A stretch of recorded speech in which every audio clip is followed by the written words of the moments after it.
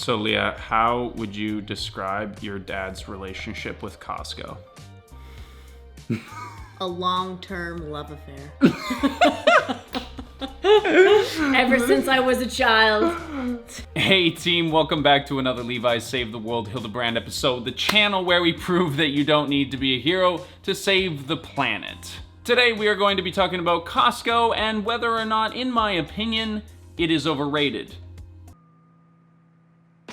So before we get into today's video, Levi and I just want to address the George Floyd and the anti-racist protests that have been happening predominantly in the States, but in Canada and around the world. If you are super exhausted and overwhelmed from the amount of content that's been put out on this subject, that's totally understandable. If you just want to skip to the Costco silly analysis, there's a timestamp down below for that. But I highly encourage that you sit around and listen to how Leah and I are addressing this issue.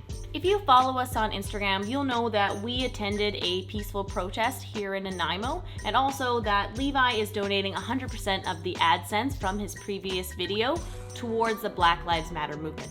So these are steps that Leah and I have taken publicly, and we understand that there is, of course, a whole gamut of other ways that we as public figures can contribute to this cause. I personally would love to create some sort of collaborative opportunity with a BIPOC creator, and the reason why it hasn't happened yet is because I don't want to rush the process. I feel like it's very easy to reach out to someone and just get a collaboration going as fast as possible to present as an ally. And that's totally understandable, and I think a lot of people are doing it with the best of intentions, but I don't want to create something for the sake of creating it. I want to form a genuine artistic relationship with somebody and make something awesome that you're going to enjoy, and that furthers the overall goal of creating a more welcoming space on this channel for everybody.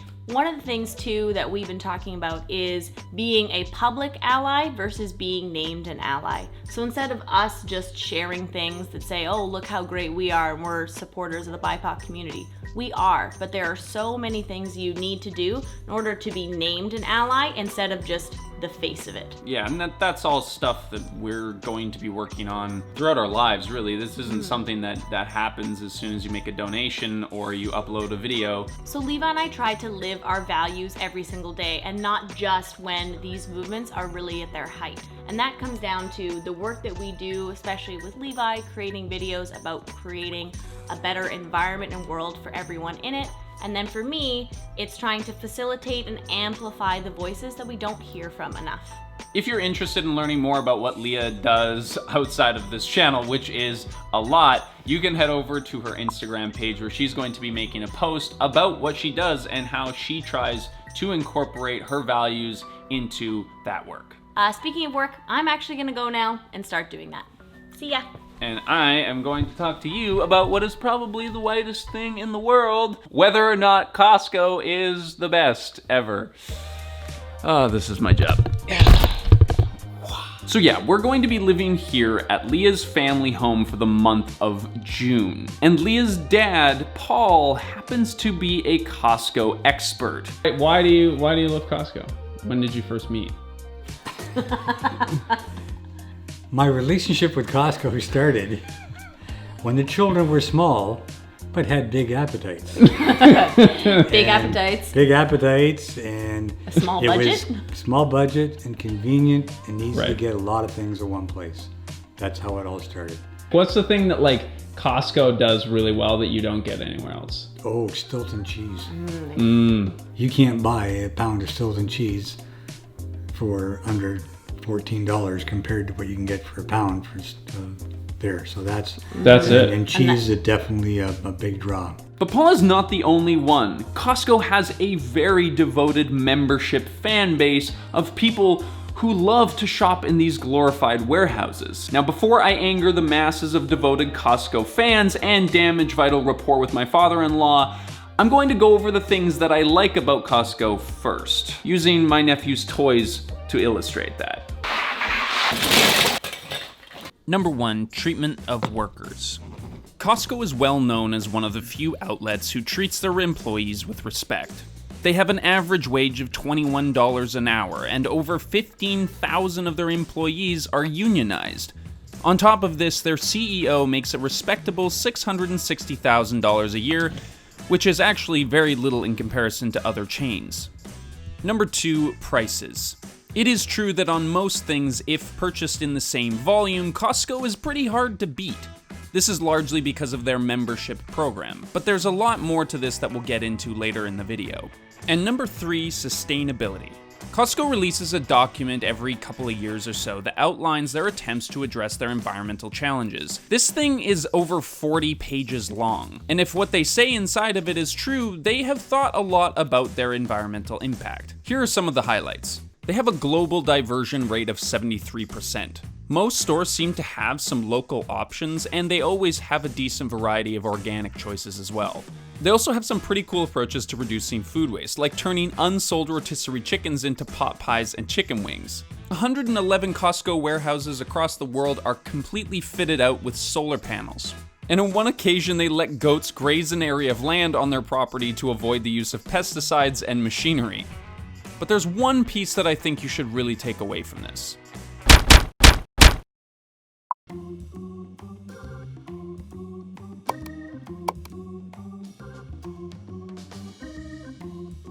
So without reciting everything that they have on their website, I think you can take the hint that at least they have gone through the process of trying to address the many challenges that a multinational corporation of this size has to deal with. And so last Friday we went on our family shopping trip, and I snuck a few cameras in to document the experience.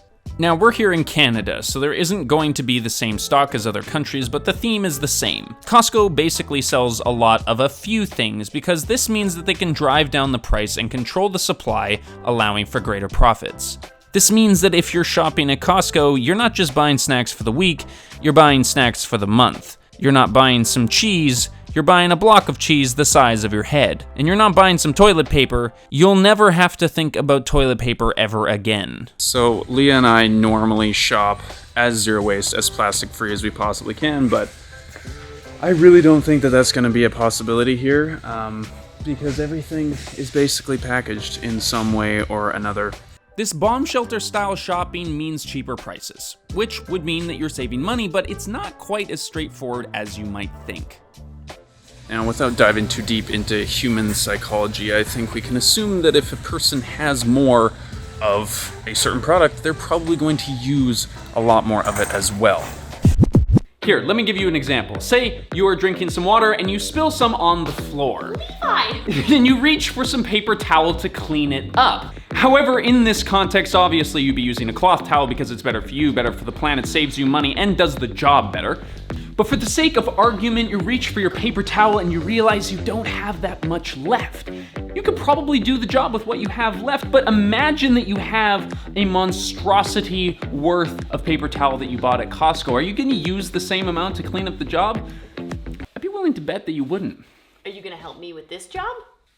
Yeah, of course. Oh my god. This is what we do for YouTube, okay? I'm standing. It's all the way over here too. Oh my god, Levi. This applies across the board with how much food you eat, how much coffee you brew, and how much of that ends up in the trash. And this is the next big thing.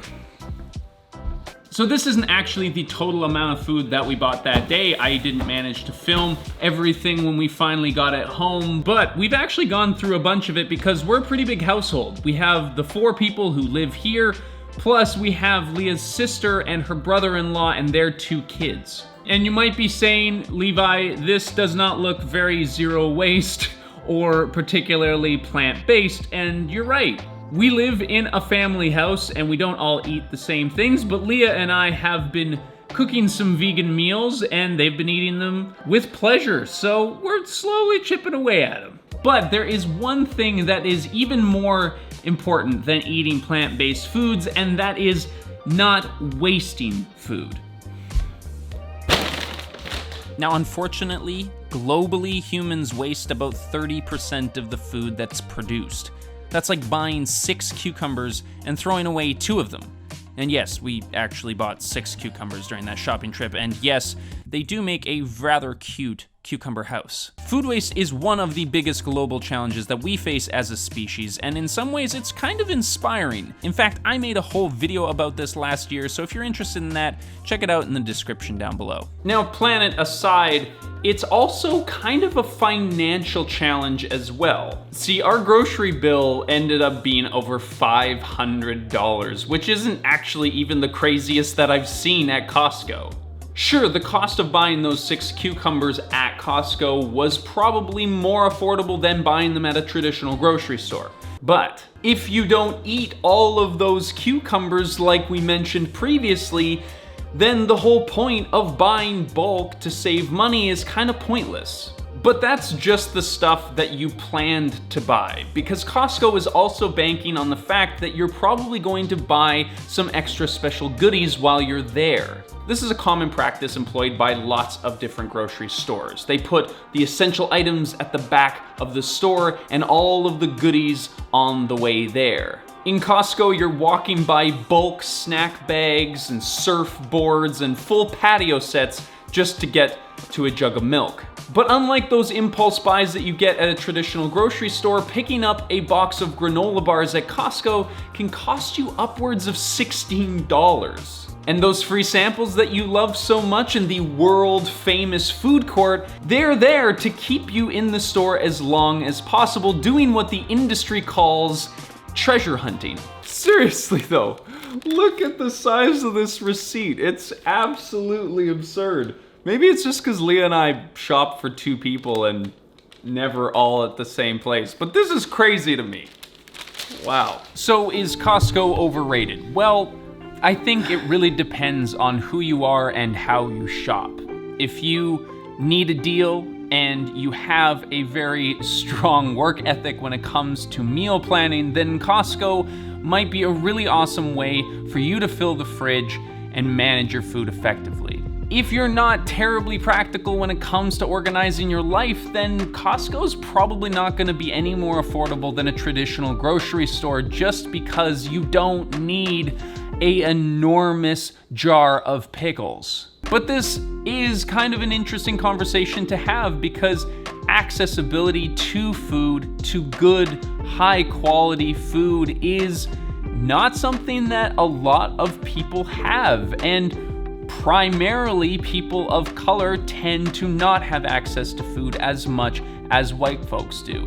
Now, Leah and I are very privileged. We have the luxury of spending money on food that others normally probably wouldn't. We buy really high quality stuff.